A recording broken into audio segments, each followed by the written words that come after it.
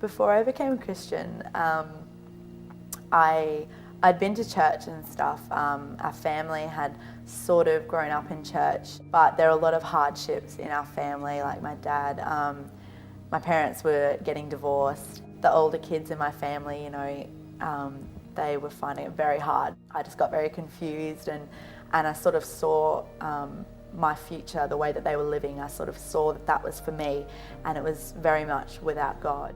I completely just pushed church and God out of the picture, and I started working on Sundays, so I had an excuse not to go to church. Just did what the mainstream thing was to do, go to parties and sort of get really lost in that scene. I guess I was doing some harmful things to myself, and I was very much in denial and didn't want to sort of address the issue, and my parents would tell me, I'm praying all the time for you. I didn't think that anything that they did would help, let alone praying to some God that I didn't even believe in or follow. One day when I was at work, and it was actually quite busy, Stacey and Lakin from this church, they came up to me and we started talking, and I knew them from school, so I was already friends with them. They said, we're going to church tonight, you should come. And they were just so enthusiastic about it and passionate, and I couldn't understand why young people would be passionate or excited about church. I went with them with very low expectations of what it would be, and I sort of had totally limited the idea of church and God, actually. I came in and I could not believe that this was church, that Westside was a church. I couldn't believe it. Everything was, modern and stuff, but beyond that, I felt the presence of God, and it wasn't just that I felt like my surroundings were relevant to me. It's not just that I saw things and could relate.